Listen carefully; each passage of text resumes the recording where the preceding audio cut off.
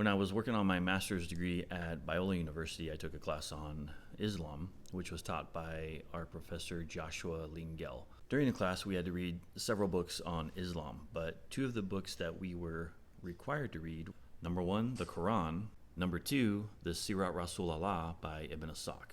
Now, the Sirat Rasulullah is the earliest known biography that we have of Muhammad. Every other biography that you read will be based off of this one. I'm sure in future videos I'm going to be talking more about both of these books. In this video, I want to tell you the story of how I came to possess this Quran and why I find it so interesting.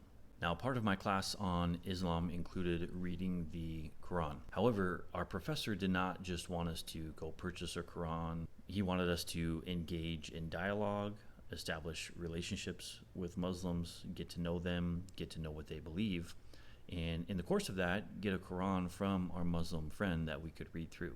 Now, it just so happened that I had a coworker who was Muslim, so I began talking with him, asking him about his Islamic faith. And one week I went with him to the Islamic Society of Orange County. It's the largest mosque in Orange County. While I was there, I observed one of the services, and after the service, we went to a bookstore that is also on the same campus.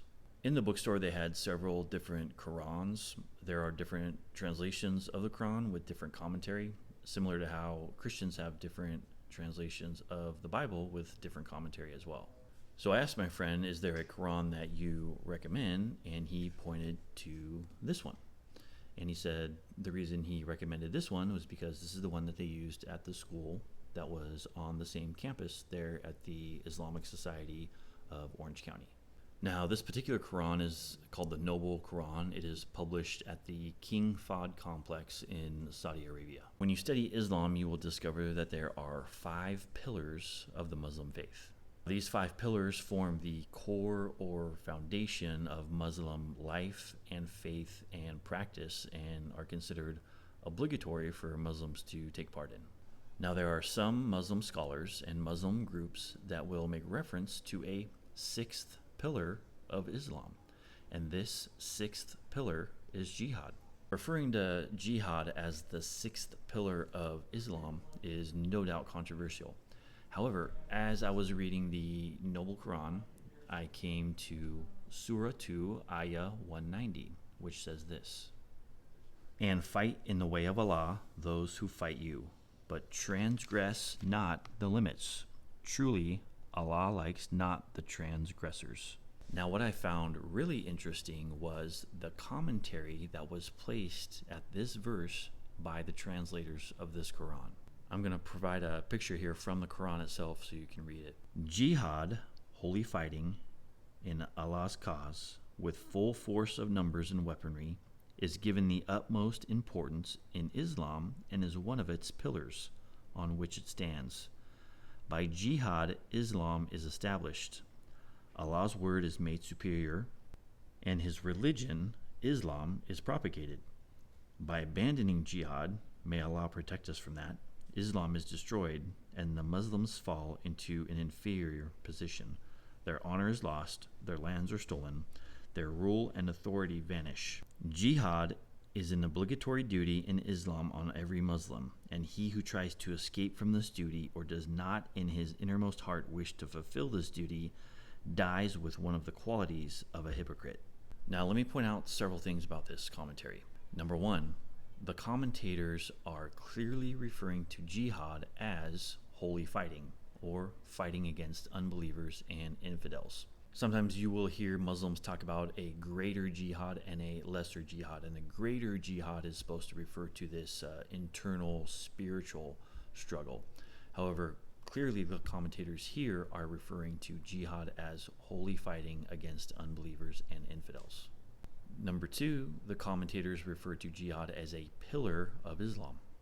Number three, the commentators note that if you abandon jihad, then Islam is destroyed and Muslims fall into an inferior position. Finally, they say that jihad is an obligatory duty for the Muslim, and that if you attempt to abandon this duty, you die as a hypocrite. Now, if this were not enough, the commentators go on to quote Sahih al-Bukhari in the Hadith. Sahih al-Bukhari is the compiler of the most authoritative hadith. What is the hadith? The hadith is the collection of the sayings and the deeds of Muhammad. The hadith provides context for much of the Quran.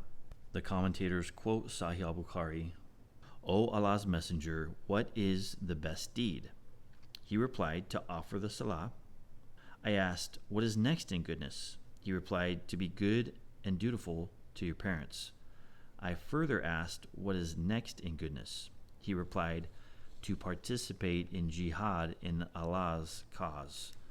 Again, according to the hadith by Sahih al-Bukhari, the most authoritative hadith for the Muslim, second only to the Quran, according to Muhammad himself, the third most important thing that a Muslim can do is participate in jihad, which, again, in this context, refers to holy fighting against unbelievers or infidels.